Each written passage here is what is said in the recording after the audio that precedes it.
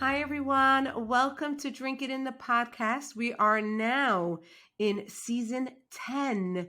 And in season 10, I have been interviewing couples that do social media together. And I've seen this specific couple for some time now. We've been chatting on Instagram, and I think a lot of people are getting to know them and noticing them. And I really would love for the two of them to introduce themselves. So go ahead, go for it. Yes. Okay. So I am Danielle Hart. And I am LaDerryl Hart, and We are House of Love. House of Love. I mean, I think that's, first of all, can we just talk about that name? That's so cute, right? How long did it take you to come up with that name? I want to know. Yeah, well, it all started, it was actually our last name, House of Hearts. So that's how it started. But then, as we were just kind of, thinking about our channel and kind of, leaning more towards on the YouTube side of things, I told my husband, I was like, I don't want it to be about us. Like, I want it to point back to Hashem. And so we were just like, pondering and trying to think of names. And I was like, okay, what about Lev? Or did we kind of both didn't? Yeah, I think we kind of came up with that together. And that's how it happened. Yeah. That's how it happens, right? Sometimes it just falls in your lap. Yeah. And that's just, and I think when you have an ultimate purpose and it's not selfish and you want to give to everybody, then that's what makes it so amazing. And it's so receptive. I'm sure you've heard what comes from the heart goes into the heart. I'm sure you've heard that one many a times. You should know, because I've been listening to other podcasts that you're on, and I love how you got all the phrases down pat already. Like you got it all. You got it all. So not all of them. We're still working on it. We're still working. You're doing great. Let me tell you, I've been in education for 28 years. And I think it would be very refreshing if my students, my 8th graders, would actually hear you and the love that you have towards Judaism. I think that would shake them up a bit. But but before we go into any of that, I really would love to know the story of you guys as a couple, how you met, what were your first impressions of each other when you first saw each other, and what was maybe your first date, or how did you know he was or she was the one? So let's hear it. Right. Yeah, you can start. You always okay. So we love talking about this stuff. We do. We're all about love and this is right up our alley. Marriage. So we love talking about it. So I was very, very heavily involved in the music industry, and so there was a time where I was going out to like clubs every single night, promoting, passing out flyers and CDs and all these things, just for promotion. So this was one particular night. I saw her, and she was actually talking to a friend of mine. He was a photographer, and so they were talking, I guess, pictures and all these things. But so I was walking up with some friends of mine, and I literally walked up. It was like a slow motion thing. It was just like everything just stopped slow motion when I seen her. And I literally just walked up to my friend, kind of pushed him out of the way, and introduced myself to her. And I gave her one of my flyers, and we kind of talked about that. And then she was coming out of one club, and just so happened to be going into the club that I was going into with my friends. And that was really it. And, we danced and we talked that night. And I feel like we didn't even talk that long, though. It was just a little bit. Well, because this is the thing. He got to be in the VIP section, right? Fancy area, right? And I'm on the bottom floor. And I guess he goes, yeah, I've been, I was watching you the whole time and what you were doing. And I was like, really? Like, okay.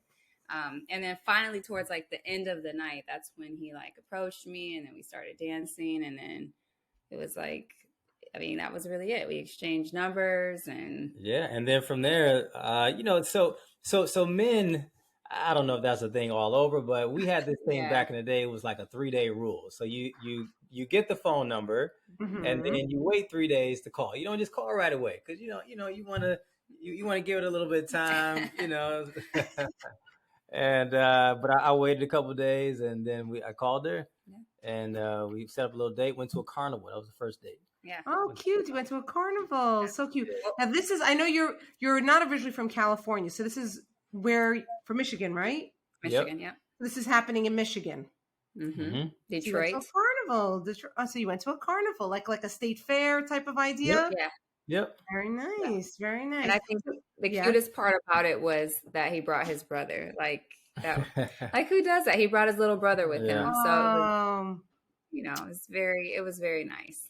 So he was very attentive. So what was your first impression then, Danielle, of him? What were you thinking, like when you There first was saw like him? so much going on that night, but at first when he just like he came out of nowhere when I was talking to the photographer guy, and I was like, okay, who are you? Like he was just so quick to be like, hi, this is, I'm promoting myself and all of this. And I'm like, okay, like great. Um, but then I think I pushed something by accident on there. But first seeing him, I'm like, okay, he's a good looking guy. He's a good looking guy. And then I think, what really intrigued me about him is once like we had a conversation inside the club, and he was actually very intentional in looking into my eyes. There's a lot of men that are just like they, scoping you out up and Mm-hmm. down. And he was just very intentional in like looking at me, and I was like, this is different. Like he's like talking to me. He's like looking into my eyes, and I appreciated that. And I think that was really what kind of wanted me to, really get to know him a little bit more. Oh, that's beautiful. That eye contact and that connection, that he was really just trying to connect to you as a person. Yeah. Yeah, Yeah. that's really I really, special. especially as a first, like initial, you don't know the person like that, but just to see him to do that, I was very impressed. Okay, so Yeah. now why did you bring your brother on the first date? That carnival. I want to know this real reason. Why'd you bring him? You know what? I just wanted to keep things, just fun, simple. My brother, I mean, he wasn't just a third wheel. I mean, He brought he somebody, a had girl somebody as too. well. Okay.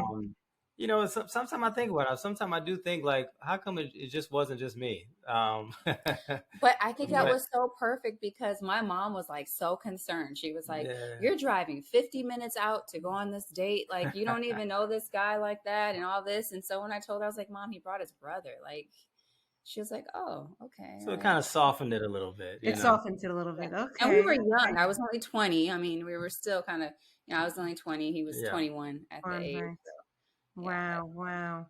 And so then you dated. I remember hearing that you dated for like 9 months.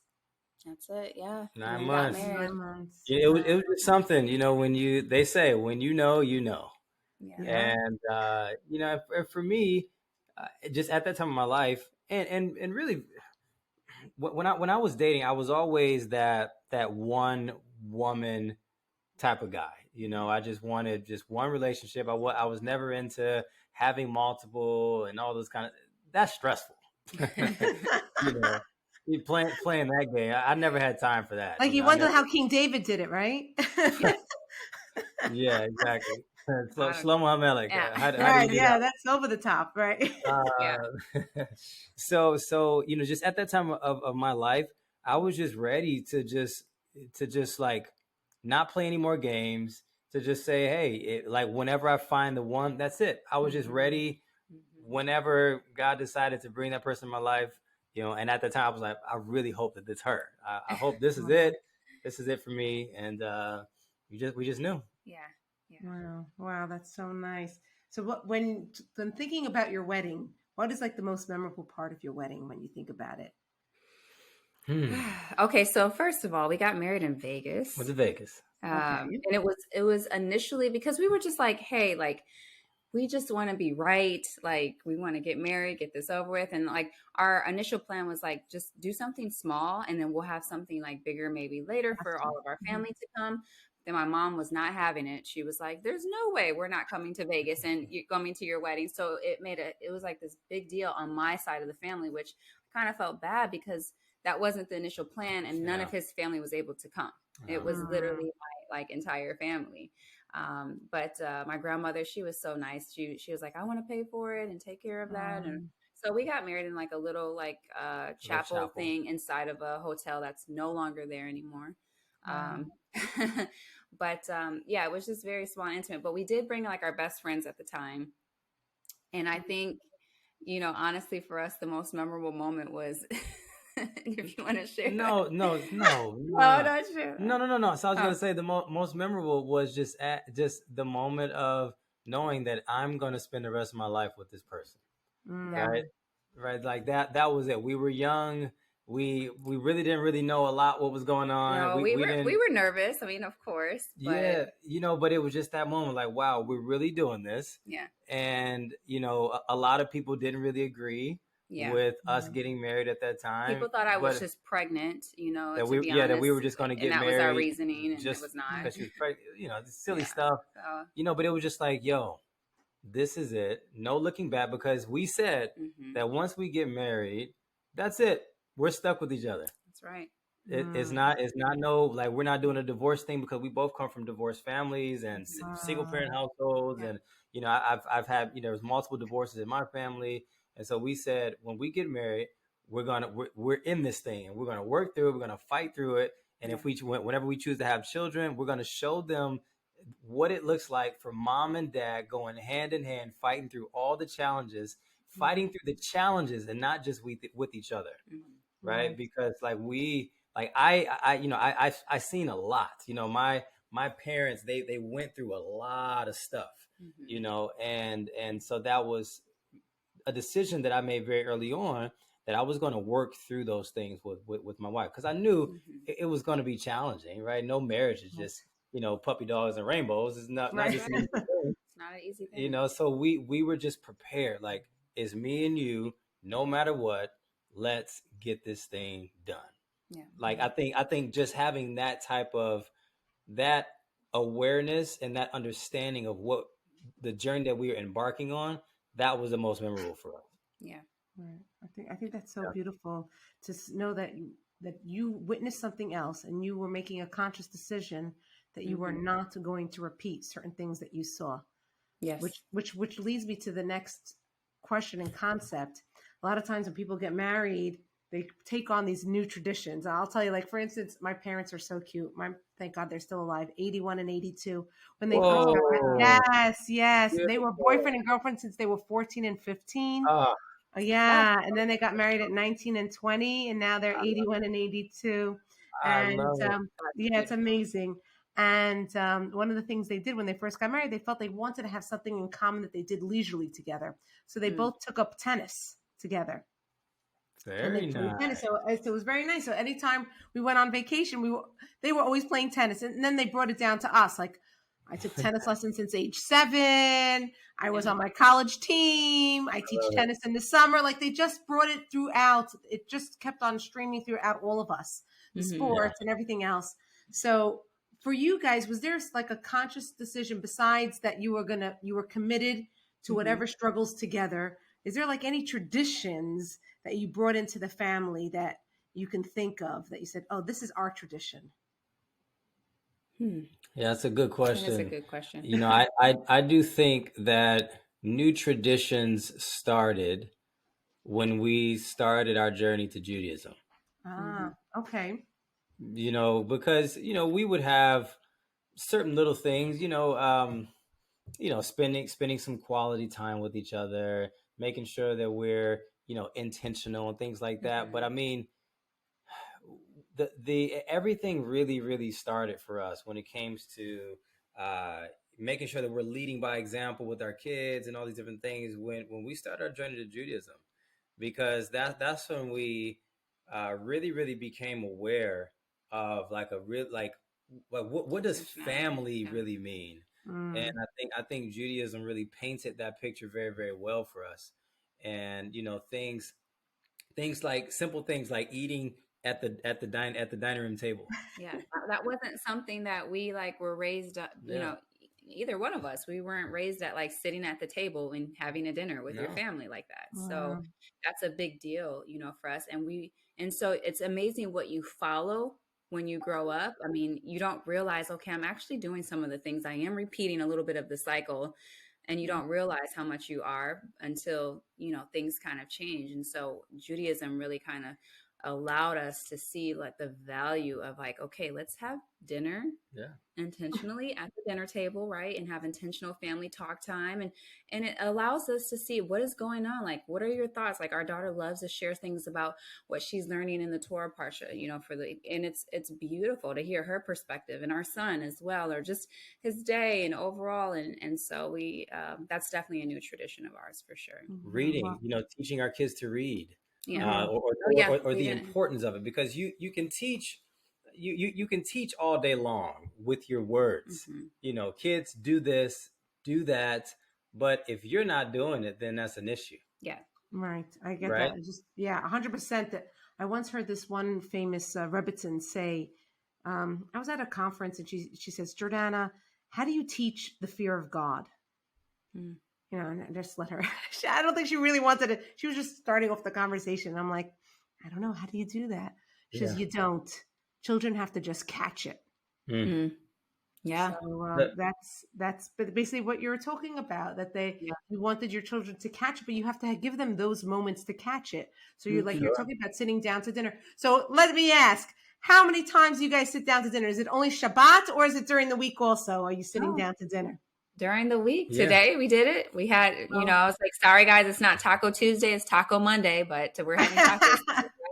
And we did that today. And we were just talking, and it's funny that that's your question, because that's what we were talking about, is just the value of, family time. Yeah. Right. Yeah. We were, now it's not every single day throughout the week. But most of the time. Yeah. But there are days where we say, you know what? Let's take dinner in the living room, and we're gonna pop a movie on, and we're just gonna watch a movie. You know what I mean? But most of the time we try our best to be in here. This is actually our dining room right here where we are. Right. It allows us to talk about, to do Torah together during that dinner time. So it gives us that, because the kids are so busy with homework and all that. So it gives us that time together. Let's do some study time, and then from there we'll go separate ways. I get it. I have 6 kids, so trust me, I totally get it. I have 6 kids, 5 grandchildren. So my God. Your grandmother? Your grandmother? No way. I would never. So it's the wig. No. So my grandson happens to go to school with my youngest son. So I'm very fortunate. So I do carpool and I pick him up, and most days he comes to my house right after school, and he knows, he comes in, he sits at the kitchen table, he gets his snack, and we do homework together. And then an hour later, my daughter comes, picks him up, and then he's like, he's done with his homework. He's just ready. Sometimes he gets my dinner, and sometimes he'll get her dinner, and and then he'll just take his bath and go to bed. That's my way of helping a little bit as best as I can. But I get that, that when my kids were younger, that's what I always try to make sure, that there's always a snack on the table. But I was always about routine. Get that homework done. Like let's do that homework, and then we try to do other things as well. But it's a lot. People don't realize when you have so many children, it's a lot. Homework. I mean, it doesn't stop. It's like, I mean, I remember back in the day, I would be going until like 9:30 at night, and my husband would be like, when are you going to be done? I'm like, I didn't even get to my own work. I'm a teacher, and I'm like, I just finished theirs. I just sat with them, and it's like, it's so much in the dual program. It's not like public school and they get out so early. They're not getting out until like 5 o'clock. I don't know if you have that. No, it's different for us, but that's what we hear mostly for like the LA schools, because we're in Orange County.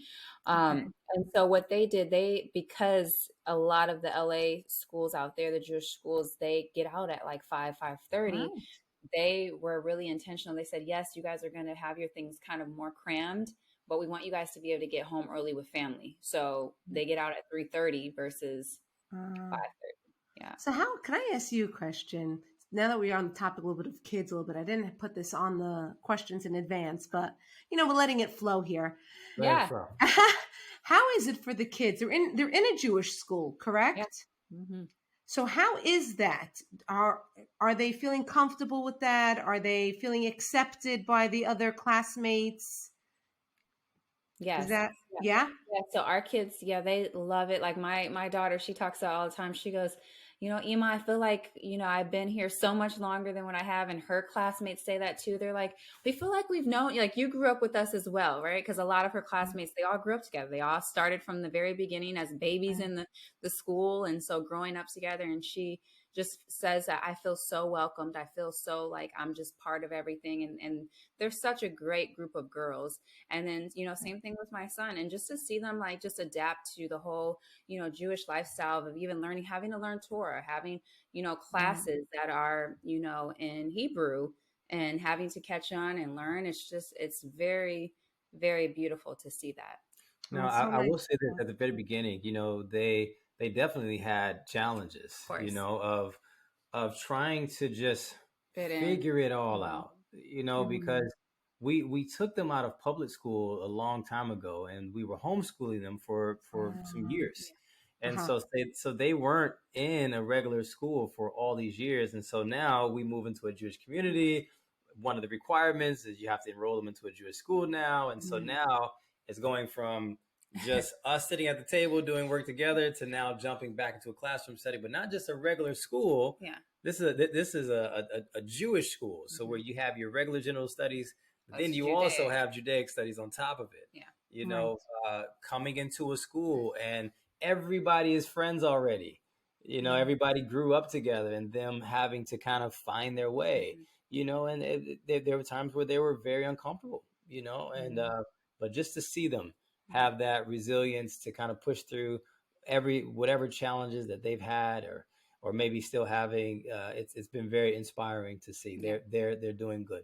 But I think the resilience of it wasn't even so much from the students. It was just their own of like, their own feeling of like, how do I get used to this of being so close knit at home and not being social, fully social around kids like that in that aspect. And even taking on the mental, because homeschool, you're not doing so many hours, right? It's like we're straightforward. Let's get this done. And then here it's like, it's now a whole different mental capacity that they had to, learn to kind of stretch their minds in that. But we're so proud of them, which is, just to see them, like he said, push through has been amazing.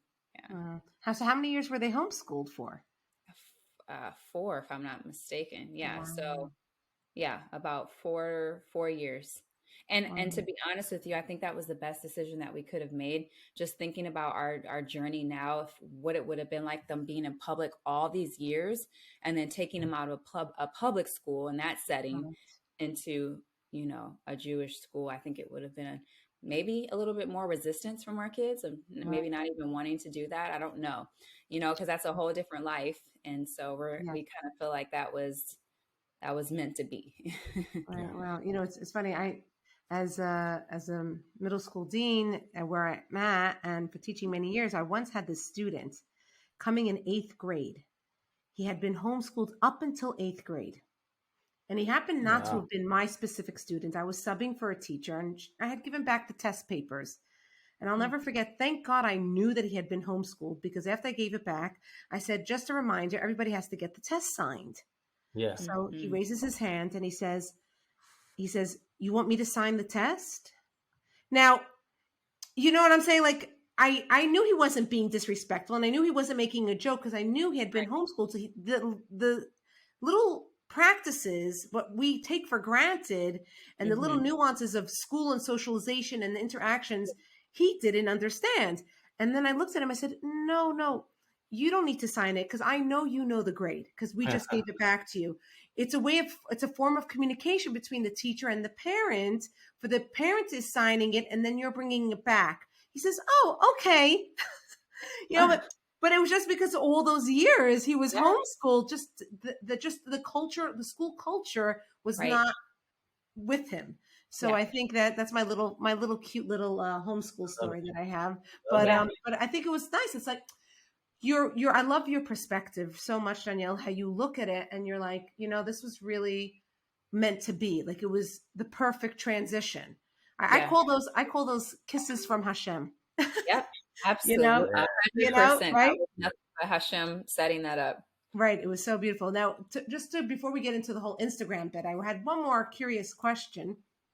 And that was in reference to names, right? Like, have you like started thinking about what names you want to use when you do finish the conversion process?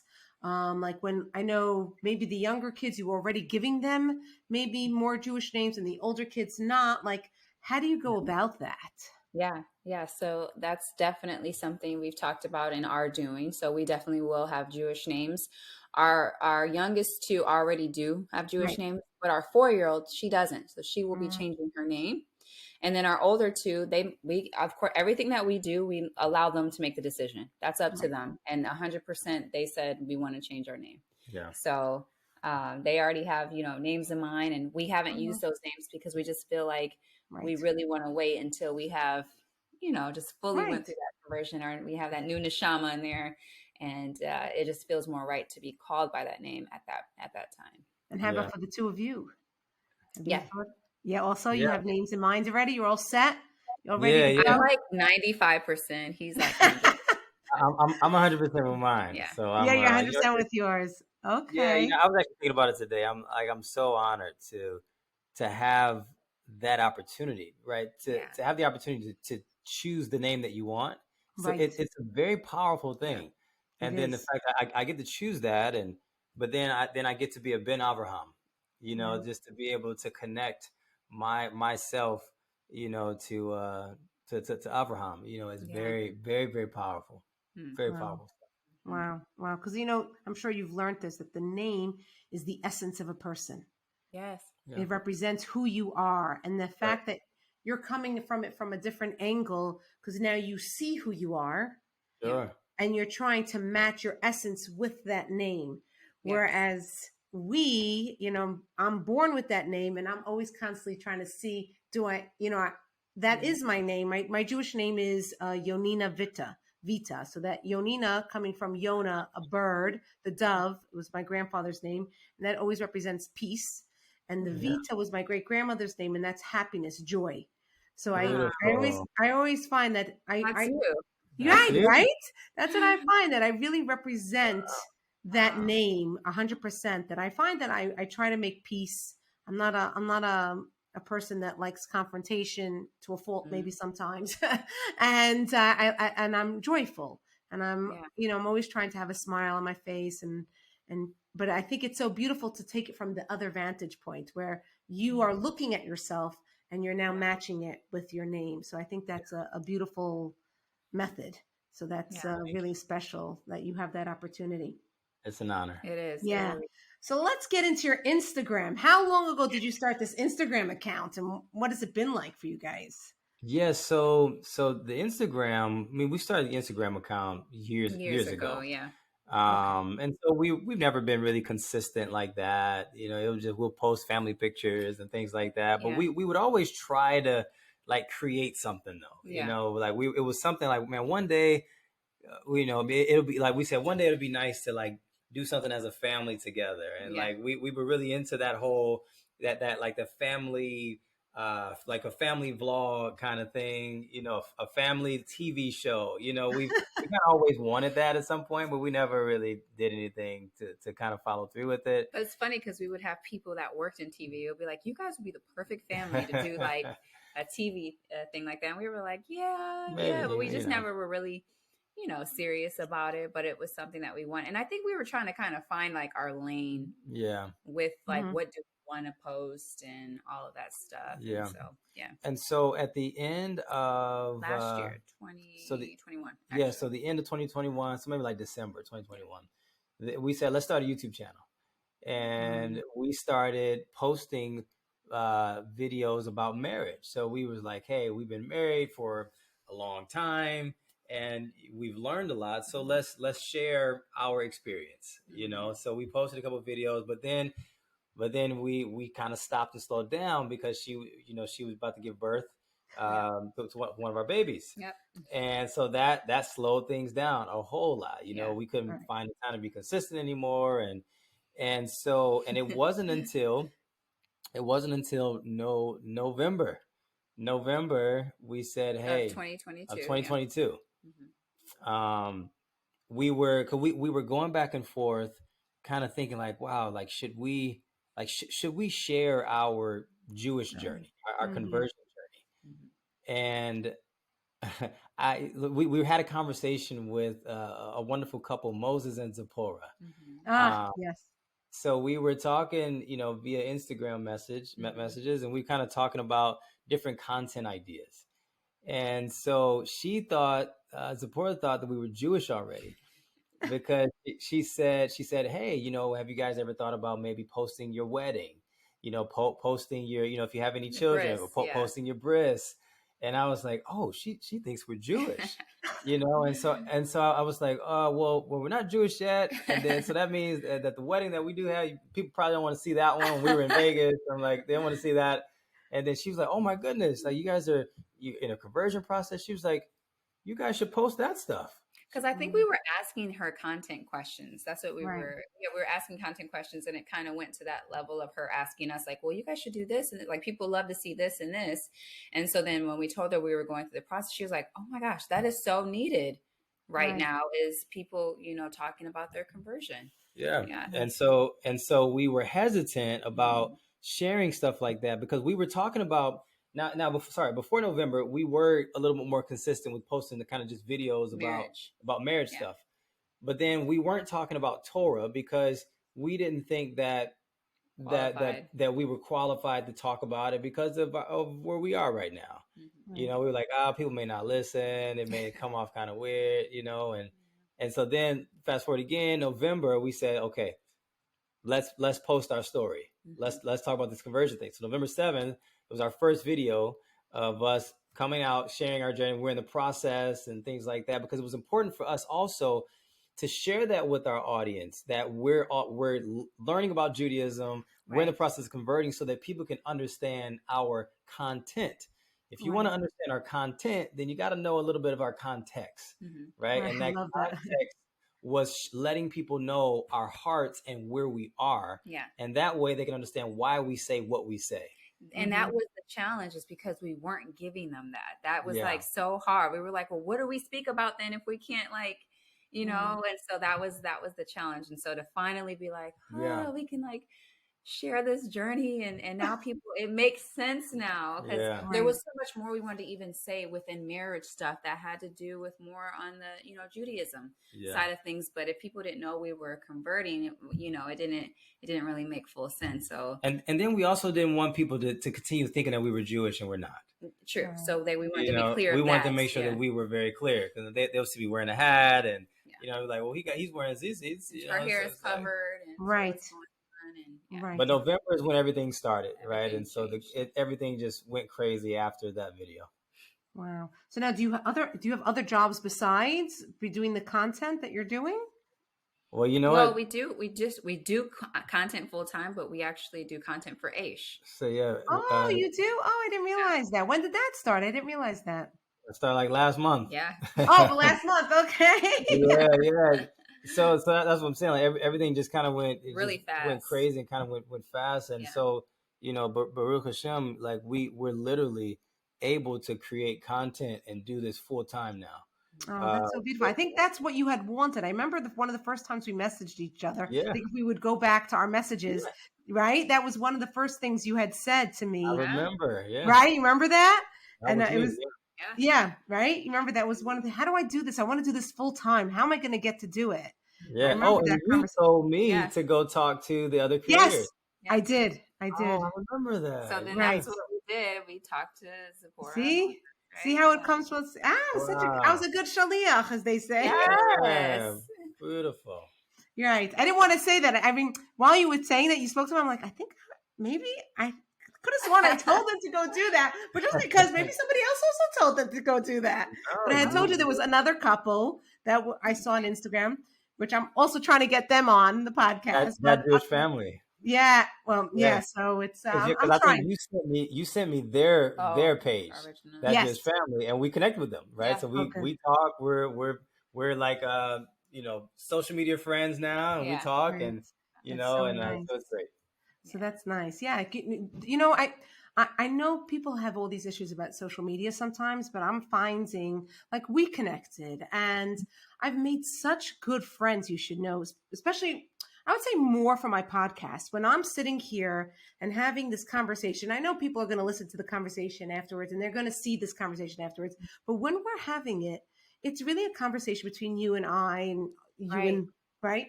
And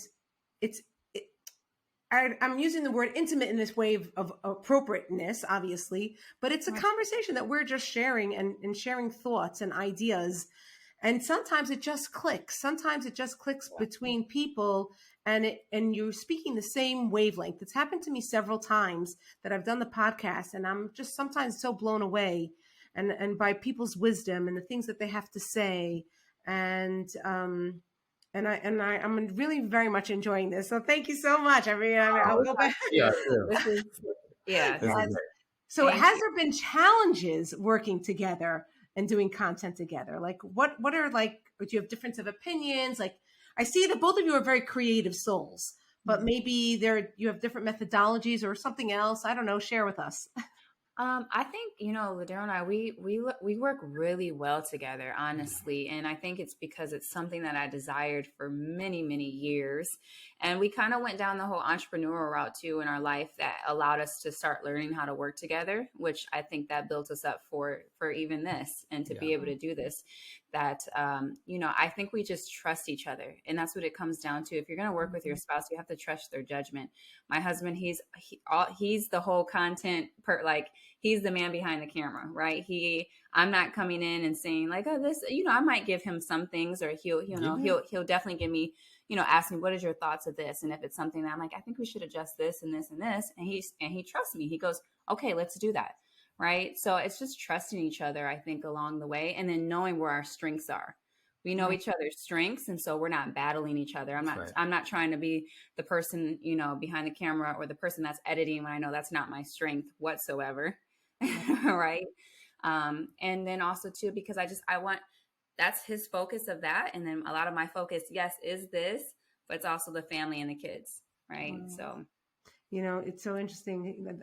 The other couple that I've interviewed so far, also, it was all about trust, and they're so successful in what they do because like they use the same language as you guys are using, a sense of trust and knowing each other's strengths and understanding, not in the sense of, I'm using this terminology, knowing their role as in the relationship as spouse, the wife's role and the husband's role. No, it's a matter of their role as human beings, meaning they know what they're bringing to the table. And they know what their spouse is bringing to the table, and they appreciate each other's strengths and understand what they can offer. And that's even also in business. That's good business sense. Right. If you're the boss, you have to be open to hear what people want to say and know what strengths people can bring to your business. Exactly. And right. And I think that's so beautiful because because emotions could get in the way. Sure. Right.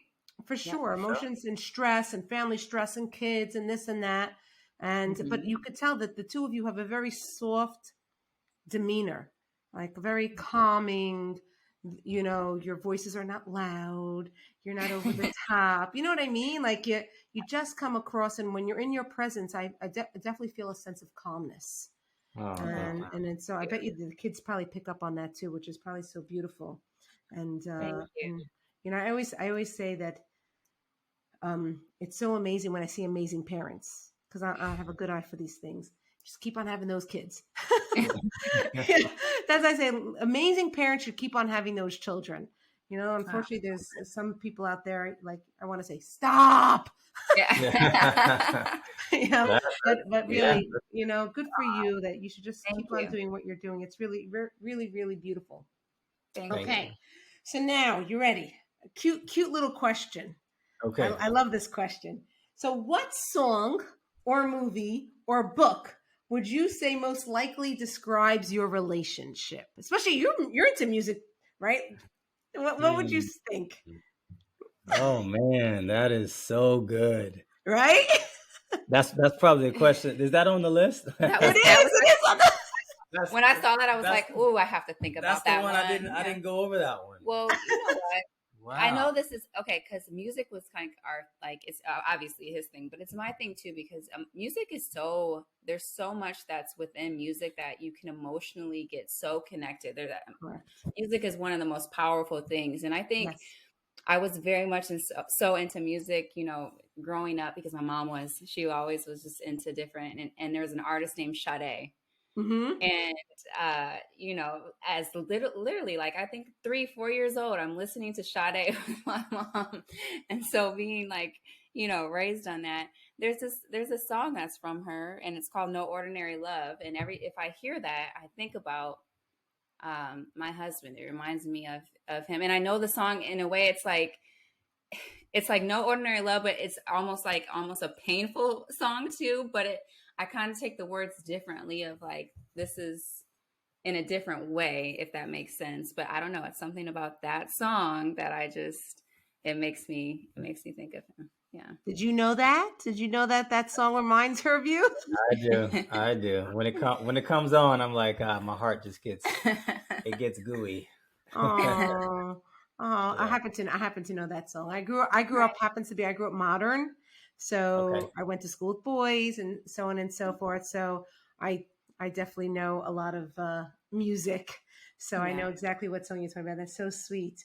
So now if you are planning your next anniversary, I don't know when your anniversary is. Like, is it coming up soon? Was it just recent? It's February actually, yeah, 14th. Woo! 14. Oh, Valentine's Day. Okay. And Yeah. not, well, not Valentine's Day. We don't celebrate Valentine's Day anymore. No more. Yeah. Oh, okay. So, Which I'm happy about. I'm like, yes. so But what do you have planned? What do you want to do for your anniversary?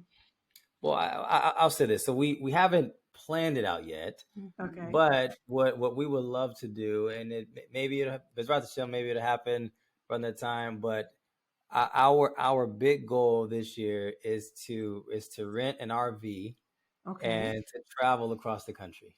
Oh, very nice. That Very that that's nice. that, that's our big goal. We want to, we owe our kids. We owe our kids. You know, just a lot of stuff, and so just to our kids have been so patient with us over these last handful of years. We've had lots of highs and a whole bunch of lows, Lots of changes. lots of Yeah. changes. And so our kids, we really really want to reward them, with something very Mm, very special and some good memories and things that can just really really last forever. And so a trip, all the way across the country, visit all different types of cities, and go back home, eventually make our way back home to Detroit and see our family there. There's a whole bunch of family members that haven't even met our kids yet.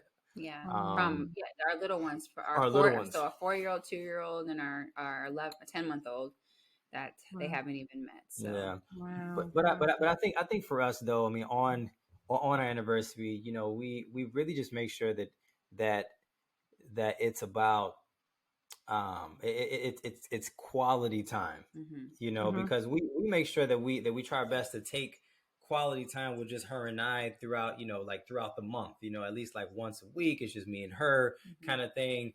yeah.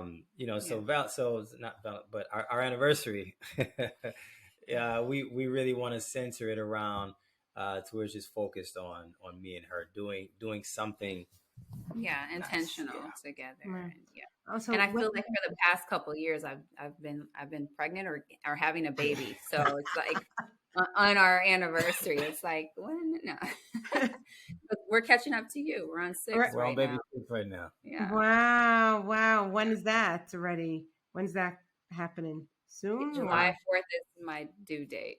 July 4th, you said, is your due date? Yeah, yeah. All right. My last one I had on 7/11, July Oh 11th. wow, Yes. wow. So Nice. you really are catching up. There you go. Yeah. Um, but I had a question. This is out of curiosity. Now that we're talking about anniversaries and stuff, when you do become Jewish officially, hmm do you have to then you have another wedding? Is that what it is? Yes, Yes. correct. And we're And very we're happy excited about about that. that. Yeah, Yes. yeah. Wow, wow. hmm So that's going to be one big party, right? Oh Yes. man. So it'll be mikvah and then wedding same day. Wow. Oh, that's so beautiful. So, which That's is really a special. huge day because it's actually going to be considered our new birthday. It's our new wedding day, and that's all. I mean, all of our kids were all converting the same time, so we all share the same birthday technically. Oh On my that day. gosh. Oh, then all the birthday presents. My gosh, Yeah. they always say never get married around your birthday because the girl wants to get more than one present. So You've never heard that? You never heard that before? yeah, we've heard that. I've heard that. I've heard that. I just got my work cut out for That's me. it. Right. That's what the That's so nice. That I was curious also when I really thought when you were going to say the RV thing, I thought you were going to say maybe a trip to Israel. Yeah, well, that's just a major one. That's just like, yes, we're gonna do it anyway. Yeah, that's Yeah. happening. You got to tell Aish. I'm doing your content. Come on, you got to get me to that Aish building, right? I know. Aish actually mentioned it. They actually mentioned it the other day. They said, "Hey, we got to try to figure it out." to Israel, Yeah, I tell you, because I do this trip called Momentum. It's like Birthright for Moms. I don't know if you've ever heard of it. So it's like, so it's called Momentum. It's run by Lori Polotnik. She started it, I don't know, maybe 12 years ago. It used to be called JWRP. Now it's called Momentum. And I usually take a group of women. I do it in the summertime. So I've done it twice. Wow. And to see these mothers who are non-affiliated to Judaism, the most special moment is to watch them walk up to that kotel, to walk up to that Western Wall, and the emotions that it evokes in them.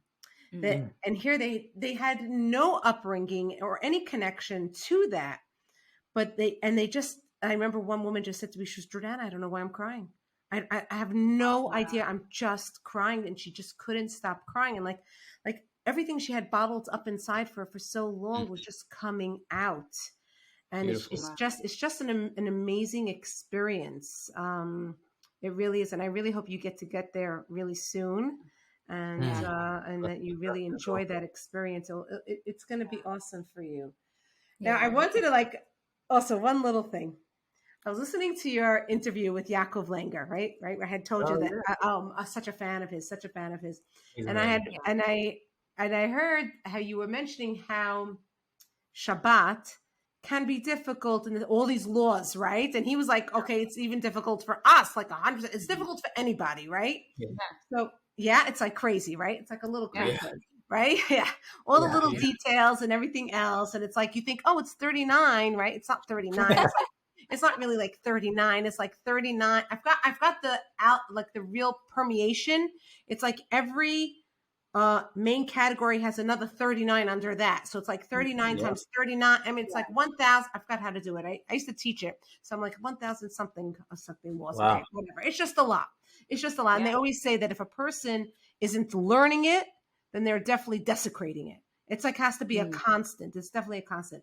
But I just wanted to share this concept with you because I don't know if anyone has ever shared this with you now that, you're on this journey and you're learning so much. And I know for sure the two of you would definitely appreciate this because when I heard just the way you were speaking, I knew for sure.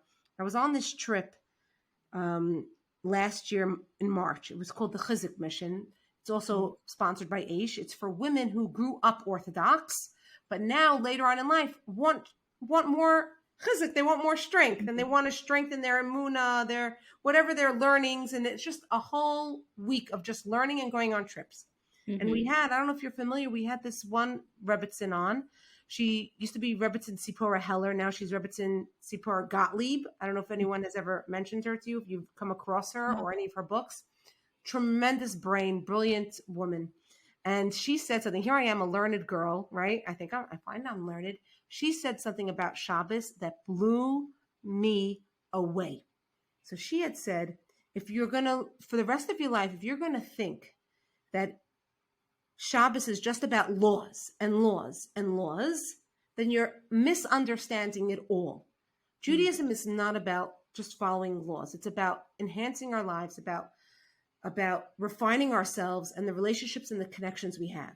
So she says, for example, and she takes a law from Shabbos. She says, for example, bower. And this is what made me think of it because that was the specific one that came up when you were talking to Yaakov Langer. Bower is selecting. I'm just saying it just for the audience, just in case they don't know, that we're not allowed to do certain selections on the Sabbath.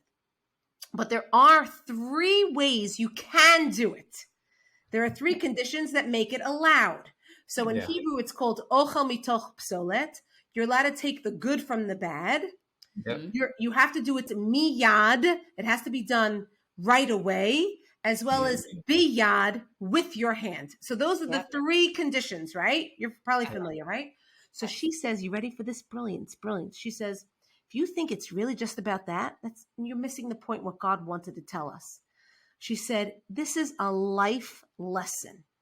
God is trying to teach you, even through bower, even through selection, how to live your life. Always, always look at the good from the bad that's going on in your life. Mm. Do Yeah. things right away. Don't wait until tomorrow. Do it Uh, miyad. Don't push it off. And the Mm. last one, biyad. Always see your part in something. Don't put the blame on somebody else. See your responsibility. Wow. That's Judaism, Yeah. right? Yeah. He's like, is that blows you away, correct? Yes. I love that. I That's love that, beautiful. right? But Oh, that's the beauty of Judaism. And I think the two of you Yes. so understand that and get it. And I think I'm going to come full circle back to your Instagram. And that's what people get from you as a couple, your love that you have for each other. I think that same love that you have for Judaism, the same love that you have for people, and the love that you have for your family, that comes through the screen. And that's why people are so attached to you, and people just want to get a piece of you. People just want to hear from you, because it is so powerful, because that's something that we just need in today's world. We just need it. Like that one reel that you did, right? With your kids in Target, right? That really threw it over the top, right? Because it was something so simple, just being kind. Yeah. And look how many people are watching it. Yeah. It's crazy, right? It's very crazy. that. Yeah.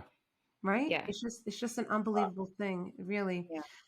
So before Wow. we end, is there something that you would like to share that maybe we didn't touch on, that you want to say something that I didn't ask, or you just... Well, I mean, I'm sitting here just in awe of what you just shared with us, Yeah. because I mean, just like you said, it was, that's Judaism, Mm-hmm. right? It's not about laws. It's not about these things that God designed to restrict you and Right. stop you from doing things. Like, no, he put these things in place so that you can connect, so that you can become there. Just in those 3, I'm so glad. Thank you for sharing that with us. Yeah. Right. Because it's just even more proof that it's always so much more. There's always a level deeper, another level deeper, another level deeper. Mm-hmm. And you can, there's never a level that you can reach to where a Jew can say, I've made it. Exactly. I've arrived. I'm at the pinnacle. I know all this stuff. You know what I mean? Like, it's like, no, every level that you get to, you realize that, wow, I know nothing. Yeah. Because because now you go to a higher level, and now you're even more closer to Hashem. But then you realize, like, wow, I know nothing, because Hashem is infinite. Yeah. It's no way for me to even understand Hashem, right? Like, our minds can't even conceive, right? So it's like, the closer that I get to him, the more that I realize that I don't know nothing. And that's the most beautiful thing ever. Right. And that's Torah. That's Judaism. There's so much to learn. Hashem's love, Hashem's wisdom, his kindness is overflowing, it's infinite, it's abundant, Yes. and we're going to be learning forever. We'll be forever students. Yeah. Yeah. Well, that's my title. I don't know if you realize that. The reason why my handle is called Drink It In, it's based off of a Talmud that talks about the fish that are in the sea. So here are the fish, they're in the sea, and they're in water. But it says in the Talmud that when it begins to rain, the fish come to the surface to drink in the rainwater. Why are you drinking in the rainwater? You're surrounded by all this water. Because we as Jews, we just want to drink it in more and more. There's never enough. We're always so thirsty for more inspiration. So that's why it's called Drink It In. So That's I beautiful. love that. Yeah. Bravo Yes. to you. Yes. Thank you. Hey, we're those fish right now. Yes, correct. Right? And Me you're too. sharing with us. You're giving us the rain, and we just want to, like, Just Drink it in, man. yeah. Right. Good. So now if somebody wanted to reach out to the two of you, what's the best way to reach you? What would be the best way to reach you? A couple ways. I mean, I would say Instagram, because we're on there all the time. Our email address, emails. A houseoflave@gmail.com. And that's probably that. So email and Instagram. Yeah. I mean, people obviously they make comments in our YouTube, but to actually have more of an intimate conversation, that's why we suggest either the email or Instagram, because you can DM us on that or personally email us. Yeah. Yeah. So I think that's great. Well, this was amazing. Thank you so much for taking the time for this interview. I really, really appreciate it. Thank you so much. Have a great day. You too. Thank you.